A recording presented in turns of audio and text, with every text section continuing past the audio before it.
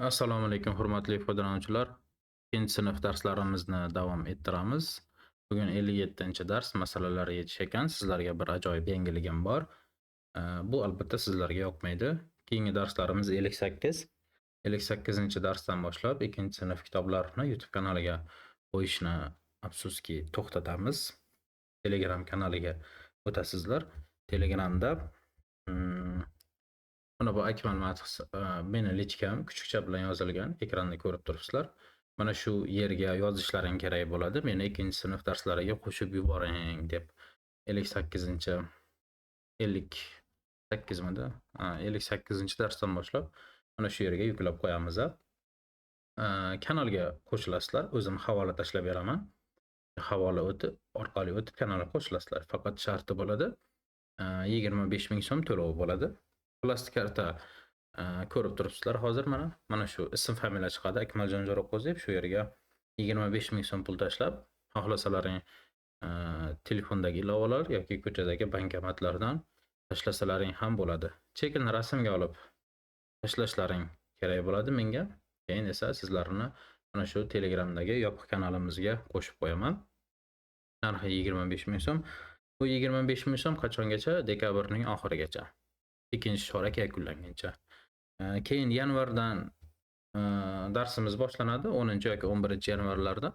Mana shunda yoki YouTube kanaliga yoki Telegramda davom etamiz. Uni o'zim sizlarga xabarini beraman.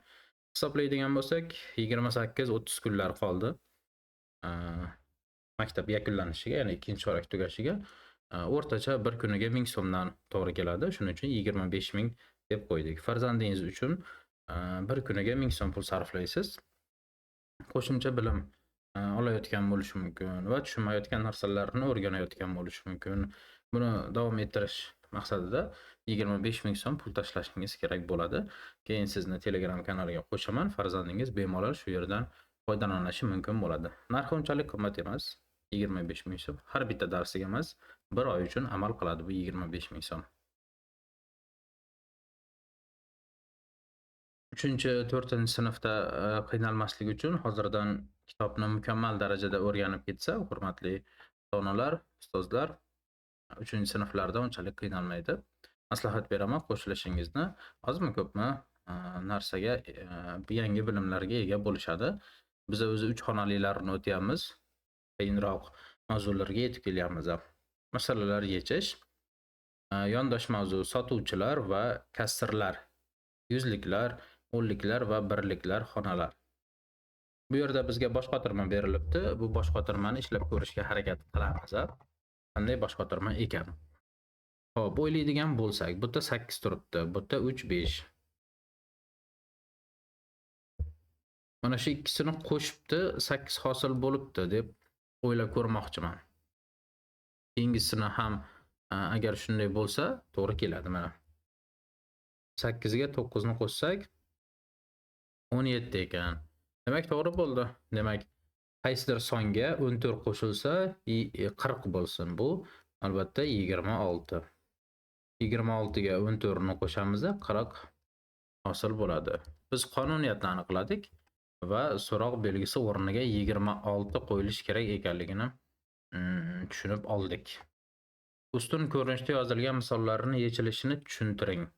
Hosil bo'lgan natijalardan foydalanib qolgan misollarni javoblarini og'zaki ravishda toping. Og'zaki ravishda ularni topishimiz kerak ekan. Yaxshi. Bu yerda qo'shilyapti 347 ga 475 ni 822 chiqdi. Endi bu 822 dan mana bu 475 ni ayirsak tepadagi son chiqadi. Ya'ni 347 hosil bo'ladi. Bu yerda 347 ekan, mana bu 475 hosil bo'ladi. Ikkisini qo'shsak, mana bu yerda qo'shib qo'yilgan, faqat 476 bu. Bitta qo'shilyapti-da, bitta ko'payib bo'lib qolyapti. Demak, 823 hosil bo'ladi. Bitta ko'paytiramiz bu ikkini ham. Bu yerda bitta kamaytiryapti. Demak, 821 hosil bo'ladi. Bu yerda 337 475. Mana bu 475 bir xil. 347 emas, 337 e'tibor beringlar. Mana bu boshqacha mana. Demak, buni nima qilamiz? O'zgartirish uchun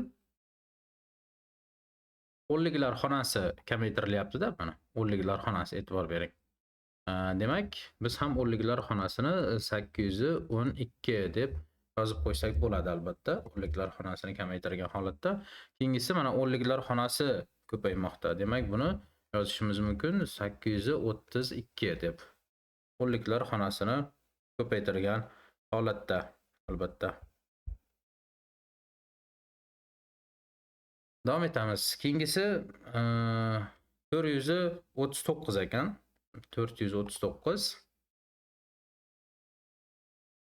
Endi buni ham ko'rishimiz kerak-da. Bu yerda ayrilyapti ekan. Qarz olib. Xullas mana shu javob shu chiqibdi-da, 439. Demak 624 dan buni ayirsak shu chiqibdi. Endi bu ikkisini qo'shsak, mana 439 ga 185 ni qo'shsak 624 ga teng bo'ladi. Bunga teng bo'ladi ekan. Endi 624 dan 439 ni ayirsak mana bu sheraga chiqadi. 185 kelib chiqadi. 624 dan 184 ni ayiramiz mana. Mana bunga e'tibor beringlar. 85 edi bizda. Bitta kamaytiribdi. Demak bu bitta ko'payadi. 440 hosil bo'lishi kerak. Bu yerda bu kamayibdi, 623 bo'libdi. Demak bu kamaysa, mana bu 439 ham bitta kamayish kerak. Ya'ni 438 bo'lib qolish kerak bo'ladi. Keyingisi mana bu 625 bitta ko'payibdi. Mana bu 185. Demak bu ham bitta ko'payish kerak. Ya'ni 440 hosil bo'ladi. Mana bu bitta ko'paygan, e'tibor beringlar. Bu ham bitta ko'paygan. Demak ikkalasi ham bittadan ko'paysa natija o'zgarmaydi. 439 ligicha qoladi. Misollarni og'zaki ishladik, lekin bu ikkinchi sinf o'quvchilariga birozgina qiyinroq misollar. Og'zaki ishlash. Umid qilaman, yaxshi tushuna oladi degan umiddaman kichkintoylarni. Birinchi misolni yeching. Mana buni. Olingan ma'lumotlardan foydalanib qolgan misollarni yeching. Nimani sezdingiz? Mana bulardan foydalanib buni yechishimiz kerak ekan. Yaxshi. Bu 12, 5, 7 ni qo'shsak 19 bo'ladi. Mana 9 yozamiz. Bir dilimizda albatta. 14, 15, 16 bo'ladi. Hop. 3, 6, 7 bo'ladi. 769 bo'ldi. Mana bu bir xil ekan. Birinchi qatorga e'tibor beringlar. Birinchi qator o'zi bir xil. Mana. Ikkinchi qator 87, 88 bitta ko'payibdi. Mana bunga e'tibor beringlar. Bitta kamaytiribdi bu. Mana. Bitta ko'payib, bitta kamaysa natija o'zgarmaydi. 769 ligicha qoladi. Mana bu o'rtasiga e'tibor beringlar. Bitta ko'payibdi, 97 bo'lgan, keyin 07 bo'lgan. Natija o'zgarmaydi. 769 bo'ladi. Keyingisi mana bu mana. Bu ham bitta ko'paygan o'rtasi, keyingisi bitta kamaygan. Bunda ham natija o'zgarmaydi. 769 ligicha qoladi albatta. Keyingisi davom etamiz. 3-dan kichkintoylar tenglamalarini yozing va uning komponentlarini ayting. Komponentlarini ayting. Tenglamalardan birini yeching deb so'rabdi. Bittasini yechishimiz kerak ekan. Endi ikkala tenglamani ham ishlasak bo'lar edi. Yuqoriga mana bunday qilib joy ochib olib, ikkalasini ham ishlay qolaylik. Kimdir A'sini, kimdir B'sini ishlaydi. Biz ikkalasini ham ishlab ko'ramiz. 678 ni hosil qilish uchun qaysi songa 87 ni qo'shish kerak deb so'rayapti. Qaysidir songa 87 ni qo'shishimiz kerak ekan, natijada 678 hosil bo'lish kerak ekan. Endi esa B'siga o'tamiz. 385 ni hosil qilish uchun 171 sonini qaysi sondan ayirish kerak deb so'rabdi. Qaysidir sondan 171 ni ayirishimiz kerak. 385 hosil bo'lish kerak ekan. Mana shu berilgan ikkita tenglamani ishlab ko'ramiz. Bu yerda x barobar 678 ayru 87 bo'ladi. Qo'shuv bo'lsa tenglikning chap qismidan o'ng qismiga yoki o'ng qismidan chap qismiga ayruv holatida olib o'tishimiz kerak bo'ladi. X barobar javobini yozamiz. 678 ga 87 ni ayiramiz. Ayirsam 1, Buni ayırsam 9, albatta bu yerda 5 qoladi. 500'ü 91 ga teng bo'ldi x. Keyingisi x yoki boshqa harf qo'ysak ham bo'ladi albatta buni o'rniga. Misol uchun mana y qo'ymoqchiman. Y ni topish uchun 185 ga 171 ni qo'shishimiz kerak bo'ladi. Shunda y ning javobi kelib chiqadi. 385 ga 171 ni qo'shamiz. Bu yerda qo'shsak 6, 15, bu 4, 15 ni biri bilan 5, 556 ga teng bo'ldi. To'g'ri javob 556 ekan. Ikkita tenglamani ham ishlab yakunladik. Endi esa biz 4-ga o'tamiz. Kichkintoylar, 4-chi sonlarni taqqoslang. Bu sonlarni taqqoslab ko'rishga harakat qilamiz. Birinchi 400lik, yuzliklarini taqqoslaymiz. Mana 400lik bilan 300lik. 400lik katta belgisini qo'yamiz. 600lik, bu yerda ham 600lik teng ekan hozircha. Keyin 7 birlik, 5 o'nlik. O'nlik katta. Bu yerda 500lik, mana bu kattaroq. Mana bu 300likdan. Mana bunday qilib qo'yamiz va bo'ldi. 5-chi sotuvchiga qoplarning massasini aniqlashga yordam bering. Mana bu x, bu y ekan. Tenglama qilib ishlab ko'rishga harakat qilarmiz balki. Misol uchun mana x ga 2 kilogramm qo'shildi. Natija 5 5 5 3 ta bo'libdi. 5 plus 5 plus 5 bo'ldi. Demak x plusdan 2 barobar bu 15 ga teng bo'ldi mana. Hop, x barobar 15 dan 2 ni ayiramiz. Shunda x barobar 13 ekanligi kelib chiqadi. Demak, qopning massasi birinchi holatda bu 13 ga teng ekan. 13 kilogramm desak bo'ladi. Keyingi holatini ishlab ko'ramiz. Y plusdan 3 plusdan 2 barobar 10 plusdan 10 bo'ladi. Mana bu ikkalasini qo'shib olamiz. Mana bularni keyin bularni qo'shamiz. 3 ga 2 ni qo'shsak 5 bo'ladi. Y plus 5 barobar 10 ga 10 20 bo'ladi. Y ni topish uchun 20 dan 5 ni ayiramiz. Bu yerda y ning qiymati 20 dan 5 ni ayirsak 15 ekanligi kelib chiqadi. Demak, birinchi qopning massasi 13 kilogramm, ikkinchi qopning massasi 15 kilogrammga teng ekan. Davom etamiz. 6-chi jadval bo'yicha savollarga javob bering. Yanvar, fevral bular oylar, birinchi do'kon, ikkinchi do'kon. Yanvardagi sotilganlar yoki olib kelinganlar, fevraldagi sotilgan yoki olib kelinganlar. O'qiymiz. Yanvar oyida jami qancha kartoshka sotilgan? 2 oy ichida qaysi do'konda ko'p va qancha ko'p kartoshka sotdi? Qaysi do'kon? 2 oy ichida ikkala do'konda jami qancha kartoshka sotilgan? Oho. Birinchi savoldan boshlaymiz. Yanvar oyida jami qancha kartoshka sotilgan degan. Demak, birinchi do'konda yanvar oyida buncha, ikkinchi do'konda buncha. Demak, bu ikkalasini qo'shib olishimiz kerak. 235 ga 227 ni qo'shishimiz kerak bo'ladi. Bu 12, 15, 16, 4, 5 bo'ladi. 562. 562 kilo qop. Kartoshka sotilgan ekan.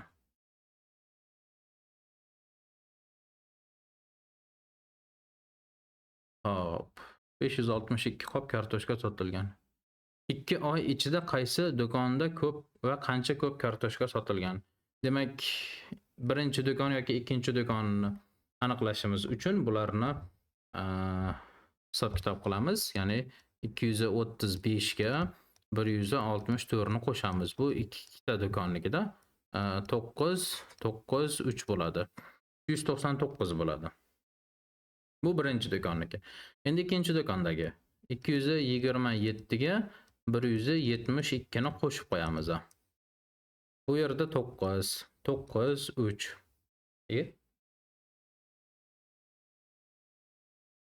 Nega bir xil teng chiqib qoldi? Qancha ko'p deyapti? 9 9 3. 9 9 3. Bir xil bo'lib qoldi-ku.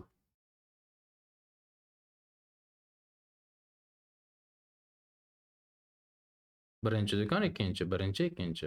Teng deb yozib qo'yamiz ekan. Qaysi do'konda ko'p va qancha ko'p? Teng bo'ladi.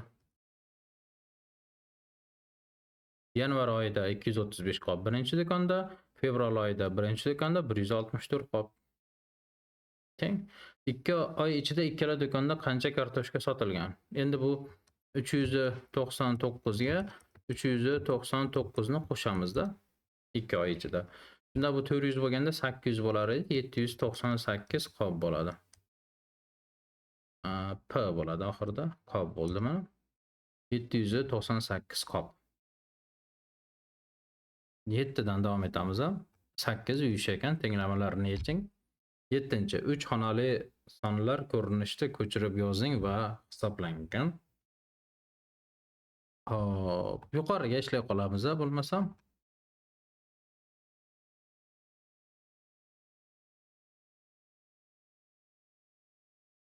Demak, boshladik. 200 3 o'nlik 5 birlik. Demak, 2 3 5 bo'ladi. Plyusdan 5 7 8 bo'ladi. Mana bular 1 4 3.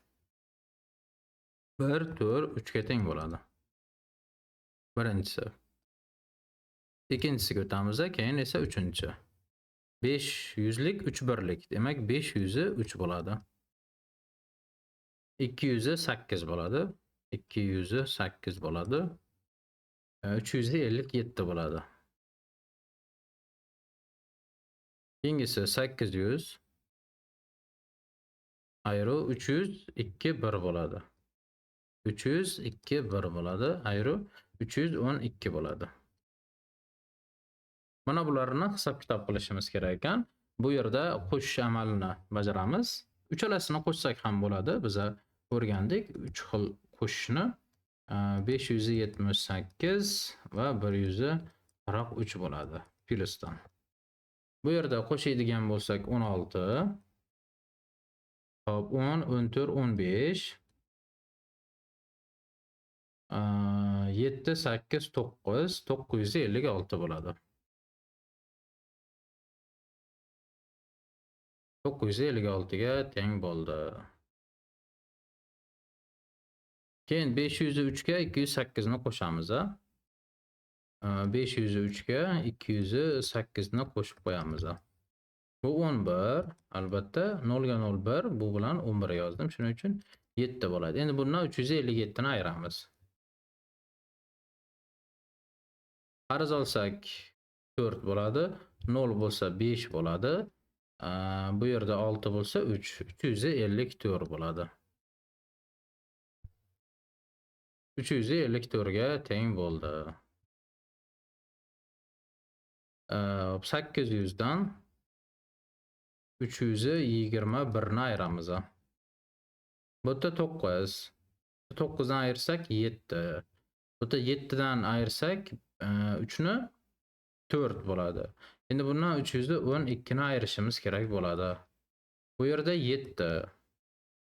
Bu yerda 6. Bu yerda 1. 167 bo'ldi. 167 ga teng bo'ldi. Bu bizning eng oxirgi sinf ishidagi misolimiz edi. Shu bilan sinf ishini yakunlab, uy ishiga o'tishimiz kerak bo'ladi. Tenglamalarni yeching, tenglamalarni yuqoriga ishlaymiz. Mana joy ochib olib, mana shu yerdan ishlay qolamiz bu tenglamalarni. Hop, bu tenglamalarni ishlashdan avval sizlardan kanalga obuna bo'lishni, videoga like bosishni esingizdan chiqarib qo'ymasligingizni so'rab qolaman. Va yana hop, xabarlarim bor. Keyingi darsimizdan boshlab darslarimiz pulli bo'ladi. Telegram kanalida joylab boriladi. Yuqoridagi turgan kuchukcha Akmal Matxisga yozsalar ham meni 2-sinf darslariga qo'shib qo'ying deb sizlarni 2-sinf darslariga qo'shib qo'yaman. Telegram guruh kanalda bo'ladi albatta bu. Sizlar Faqat hurmatli ota-onalar, farzandingiz uchun 25 ming so'm plastikka pul tashlab, chekini o'zimga tashlashlaring kerak bo'ladi. Rasmga olib, xohlasalaring telefon, xohlasalaring ko'chadan tashlashlaring mumkin bo'ladi. Faqat to'lov qilganlik haqida rasmni ko'rsatishlaring kerak bo'ladi. Keyin sizlarni kanalga qo'shaman. Bu to'lov summasi 25 ming so'm va dekabrning oxirigacha 1 oy amal qiladi. O'rtacha kuniga 1000 so'mdan to'g'ri keladi. Ya'ni farzandingiz uchun 1000 so'm pul sarflaysiz. Bir kunlik olayotgan bilimi va o'rganayotgan narsalari uchun. Menimcha bu juda ham yaxshi summa, unchalik ham qimmat emas. Kichkintoylar, keyingi darslarimizni ko'rishni istasangiz, shu videoni ota-onangizga ko'rsating va sizga pul berishadi. Keyin esa siz keyingi darslarni ko'rasiz, uyga vazifalarni bemalol ko'rishingiz va o'rganishingiz mumkin bo'ladi. Hurmatli ota-onalar, farzandingiz 3-4-sinflarda yaxshi o'qishi uchun hozirdan unga matematikani mukammal darajada o'rgatib borishingiz kerak. Buning uchun esa har bir darsni o'tkazib yubormasdan ko'rishingiz kerak bo'ladi. Har bir darsni. Shuning uchun 25 ming so'm bu qimmat summa emas, katta summa emas va ishonchli. 25 ming so'm pul tashlab, chekini rasmga olib tashlab, 2-sinf guruhiga qo'shib qo'ying, kanaliga qo'shib qo'ying desangiz, qo'shib qo'yaman. Dekabrning oxirigacha foydalanishingiz mumkin bo'ladi. Keyin yanvardan o'ylab ko'ramiz yoki YouTube'ga yoki yana Telegramda darsga davom etishimiz mumkin bo'ladi. Ishonchli deyishimning sababi, biz sizlar bilan 3 oydan beri, mana o'zi 100 mingta bo'lganmiz YouTube'da, 3 oydan beri YouTube'da faoliyat olib kelmoqdamiz. Bu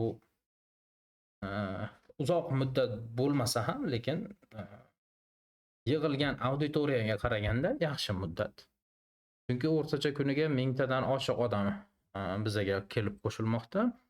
Bu degani yaxshi, o'ylaganimdan yaxshi ketmoqda. Va ishonchli bo'lgani uchun shuncha odam qo'shilib, shuncha odam bizni tanlamoqda va sizlar ham qo'rqmasdan pul tashlashlaring mumkin bo'ladi. Farzandlaring uchun albatta bu pullar, ya'ni bilim olishadi. Demak, boshladik 8-dan. Tenglamalarni yeching, uyga vazifa ekan. Yana bitta ozgina joyini aytib o'tib ketmoqchiman, hurmatli ota-onalar. Bu yerdagi barcha misollarni, 8 ta, 9 ta misollarni har bitta darsni farzandingizga qo'yib ko'rsatib bersangiz boshidan oxirigacha. Shunda uning bilim darajasi anchagina rivojlanadi. Chunki yuqorida sinfda berilmagan misollar bor, ularni yechilishini o'rganadi. 3-4-sinflarda qiynalib qolmaydi yoki 3-4-choraklarda ham ancha bilimli bo'lib qoladi. Faqatgina uyga vazifani qo'yib berib, faqatgina uy ishini ko'chirib, bo'ldi, telefonni qaytarib ber. Bu yaxshilikka olib kelmaydi. Borib prosta 5 olib kelishi mumkin, lekin bu quruq savlatiga 5 qo'yish bo'lib qoladi xolos. Shuning uchun barcha, misol uchun 4-3 ga o'qisin, lekin barcha misollarini tushunib ketsin, bo'ldi. O'zi eng zo'r bola mana shu bo'ladi. Men shuni maslahat berib qolaman. Tenglamalarni boshlaymiz. X plyusdan 265 bo'ladi barobar 673 ayru 199. Bu yerda 199 ni ayirishimiz kerak bo'ladi. X plyusdan 265 barobar bu 199 ekan. Agar 200 bo'lganda, mana bu 6 dan 2 ni ayirib 4 yozar edim. 73 ku bu. Endi bitta bunga berib yuboramiz qo'shib. 4 bo'lib qoladi. Shunaqa ekan javobi. Kelinglar tekshirib ko'ramiz. Taxmin qildim, balki noto'g'ridir, balki to'g'ridir. Bu nisbatan ustun shaklda ayirishdan osonroq, ya'ni tezroq variantida, tezroq yo'li. Qarz olamiz, 13 dan 9 ni ayirsak 4, 6 qolgan. Qarz olamiz, 16 dan 9 ni ayirsak 7 albatta. Bu yerda 5 qolgan, 1 ni ayirsak 4. Mana to'g'ri hosil bo'ldi. Har doim ham o'rinli emas, qaysidir holatlarda qo'l kelishi mumkin bo'ladi. 265 bo'ladi. X barobar Bu yerda mana 265 ni ayirishimiz kerak bo'ladi. 4 dan 5 ni ayira olmaymiz, qarz olamiz. 14 dan 5 ni ayirsak 9. 6 qolgan, 6 dan 6 ni ayirsak 0 albatta. 2 dan 4 dan 2 ni ayirsak 2 bo'ladi. 209 ga teng bo'ldi bu. Birinchi tenglamaning to'g'ri javobi 209 ga teng bo'ldi. Endi esa keyingi tenglamaga o'tamiz. A minus 185 barobar 329 plus 145. Savollarning bo'lishi mumkin, nimaga pullik bo'ldi? Nima sababdan degan savollar bermasliklaringni so'rab qolar edim. Chunki bu pullik bo'lishi aniq edi qachondir. Shu kun bugun ekan. Shunday deb qabul qilinglar. Chunki bepul narsa cheklangan bo'ladi-da. Ma'lum bir muddatgacha bo'ladi bepul narsa. Keyin u qachondir pullik bo'ladi. Har doim ham bepul bo'lmaydi. Narxi unchalik qimmat emas deb hisoblayman o'zim. Kelishilgan holatda ko'pchilik bilan shunaqa narx qo'yildi. Kuniga 1000 so'mdan to'g'ri keladigan qilib shunaqa narx belgiladik. Demak boshladik. Keyingisi A minus 187.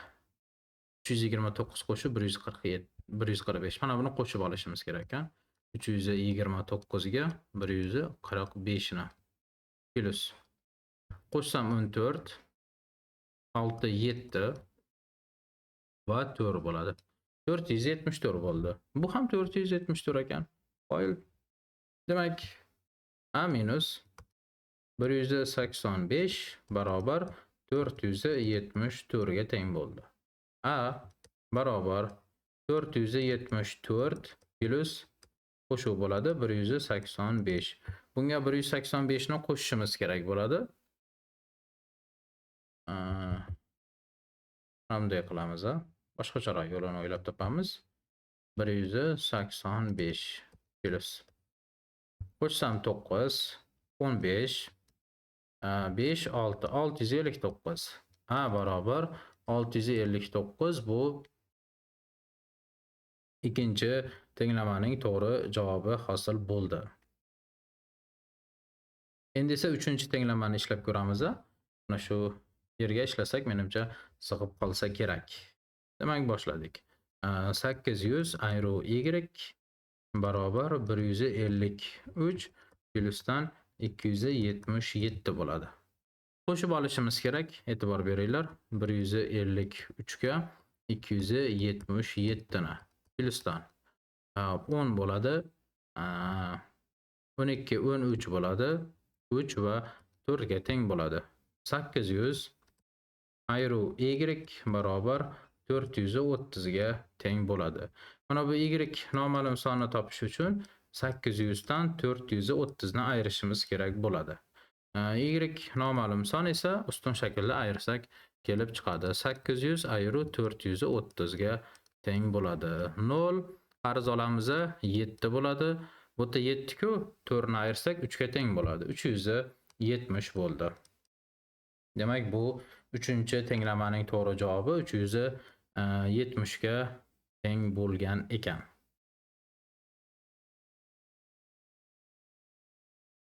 Shu tartibda davom etamiz. Kichkintoylar, hurmatli ota-onalar, endi esa masalaga o'tamiz. Keyingisi mavzu bo'yicha yakuniy dars ekan. Bundan keyingi mavzularimiz esa mana 58 metr, detsimetr, santimetr. Bularni albatta bilish kerak va o'rganish kerak. Hayotida juda ham ko'p kerak bo'ladi. Omborda 950 kilogramm un bor edi. Omborda birinchi kun 224 kilogramm, ikkinchi kun birinchi kundagidan 18 kilogramm kam. Uchinchi kun ikkinchi kundagida qancha bo'lsa shuncha un sotildi. Shu 3 kun ichida qancha kilogramm un sotilgan? Yaxshi zo'r masala ekan. Birozgina murakkabroq masala. 3-sinflarga birozgina murakkabroq deb hisoblayman o'zim. Yuqoriga yozib qo'yaman. Jami 950 kilogramm un. Birinchi kun 224 kilogram sotildi.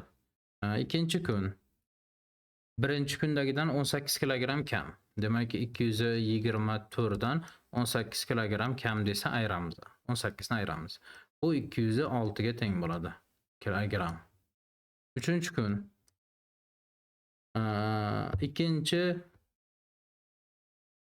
uchinchi kun 2 kunda qancha bo'lsa shuncha 2 kunda deb so'rabdi. Ikkinchi kun emas ekan. 2 kunda 224 plus 206 bo'ladi. 2 kunda qancha bo'lsa deyapti-ku, shuncha ekan. Buni ustun shaklda qo'shib olishimiz mumkin. 224 ga 206 ni qo'shamiz. Bu yerda 10, 3 va 4 bo'ladi. 430 kilogramga teng bo'ladi. Bu ikkinchi kunda 2 kunda sotilgan unlar va 3-kunga to'g'ri keladi shu. Bizdan 3 kun ichida qancha un sotildi deb so'rayapti, barchasini qo'shishimiz kerak. Yechilishi 224 ga 206 ni qo'shamiz, natijaga 430 ni qo'shib qo'yishimiz kerak bo'ladi. Plus. Demak, bular 10, 5, 6 va 8. 860 kilogram bu 3 kunda sotilgan unlar. Qancha qoldi deb so'ragani yo'q bizdan. Demak, shu joyda masalani yakunlaymiz. Ya'ni to'g'ri javob bu 860 ga teng bo'ladi ekan. Bizani kuzatayotgan ota-onalar hamda ustozlar, sizlarga yangiligimni aytib o'tdim va yana bir bor eslatib o'tmoqchiman. Keyingi darsimizdan boshlab YouTube kanaliga emas, Telegram kanaliga yuklab qo'yamiz. Sizlar menga lichkamga birinchi oq harflar bilan yozilgan joyga Telegramdan meni 2-sinf darslariga qo'shib qo'ying deb yozib yuborsalaring, sizlarni qo'shib qo'yaman. Faqatgina bittagina sharti bor. Sizlar shaxsiy plastik kartamga 25 ming so'm pul tashlashlaring kerak bo'ladi. Bu bir kun uchun atiga 1000 so'mdan 25-26 kunlar o'qishimiz qoldi. Shuning uchun bir kuniga 1000 so'mdan hisoblandi. Jamoamiz bilan kelishilgan holatda shunga qaror qildik va eslatib o'taman, bu videoni dekabrning 5-10 yoki 15-sanasida ko'rayotgan bo'lsalaring ham, qo'shilmoqchi bo'lsalaring 25 ming so'm to'lov qilasizlar. 25 ming so'mdan kam bo'lsa qabul qilmaymiz. Ya'ni men hozir 5-da qo'shilyapman, 20 kun qolibdi, 10-da qo'shilyapman, 15-da qo'shilyapman ustoz desalaring ham baribir, bir kun qolganda qo'shilsalaring ham 25 ming so'm to'lov qilasizlar. Shuning uchun erta kunni kech qilmasdan hoziroq pul tashlab qo'shilishlaring kerak bo'ladi. Telefondan tashlasalaring ham, ko'chadagi bankomatlardan tashlasalaring ham o'sha rasmga olib tashlaganlaring haqida ma'lumotni menga jo'natsalaring, sizlarni 2-sinf 2-chorak darsiga qo'shib qo'yaman. Dekabrning oxirigacha davom etadi.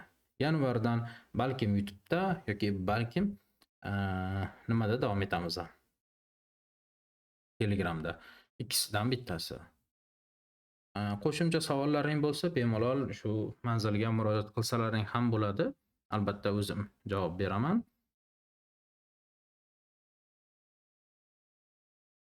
Keyingi choraklarda, keyingi sinflarda farzandingiz qiynalmasligi uchun har bitta darsni mukammal darajada o'rganib, tushunib ketsa yaxshi bo'lar edi. Bu sizlarga ham foydali, chunki farzandingiz keyingi sinflarda qiynalmaydi. Buning uchun ozgina mablag' sarflaysiz. Albatta bu o'z mevasini kelajakda beradi. Sizlar bilan har doimgidek Akmaljon Jo'raqo'ziyev. Keyingi darslarimiz Telegramda bo'ladi. Keyingi darslarda ko'rishguncha kichkintoylar, hurmatli ota-onalar va ustozlar, xayr deb qolaman. Ustozlar ham albatta bemalol qo'shilishlari mumkin bo'ladi bu Telegram kanalimizga. Kanalga obuna bo'lishni, videoga like bosishni esingizdan chiqarib qo'ymang. Shu orqali bizni qo'llab-quvvatlagan va darslarimizni baholagan bo'lasiz. Obunachilarimiz soni 100 mingta bo'ldi. Bu munosabat bilan sizlarga kattakon rahmat aytmoqchiman.